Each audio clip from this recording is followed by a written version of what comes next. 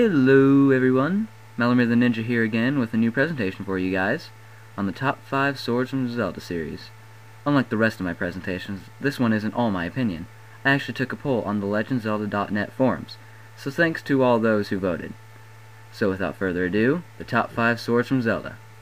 At number 5, the Kokiri sword. Okay, I'll admit it, this one is completely my opinion.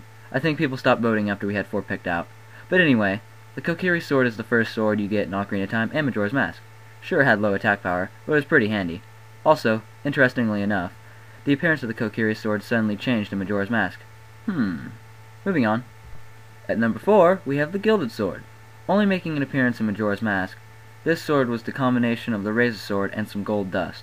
Who knew some golden colored dust could turn a sword whose edge broke after 100 strikes into an unbreakable killing machine? Unbelievable. Moving on. At number 3, the Bigoron sword. Requiring a long trading sequence filled with saws, mushrooms, and time limits, this sword is the strongest sword in Ocarina of Time. Of course, with every good point, there is a bad one. Because of its big appearance, it requires 2 hands to wield, so that means no shield.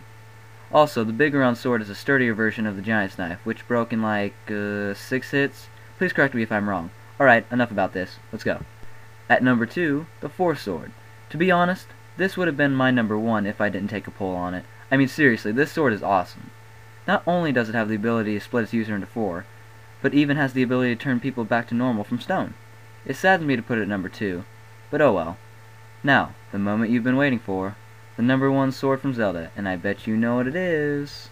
That's right, here at number 1, we have the Master Sword. This really does deserve the number 1 spot. Honestly, in my opinion, they all do.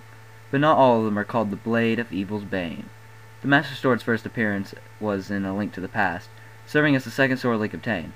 It soon became the most important sword in the series, becoming synonymous with the Hero of Time himself. Well guys, you all know that my presentation must come to an end here. I've got a pretty nifty collage this time around. Actually, I always do. Just a little tidbit, I used a different appearance of the Kokiri sword for the collage, and I showed when Link obtained the Force sword in the Minish Cap, you know, when it came to be. So I hope you enjoy. Thank you all for watching, and please, rate the video, subscribe if you want to see more videos like this. I've got more coming. Also, comment and tell me what your top 5 swords are. Oh, and I must apologize for not putting the Great Fairy Sword in my top 5. I've never actually obtained it, so I have no real opinion on it, thus I didn't put it in my poll. Thanks again to you guys and gals over at the legendzelda.net forums, and I'll see you next time. Next in the Top Zelda Things series, I'm not actually sure.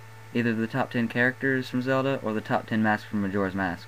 I'm gonna have to think about it. Later.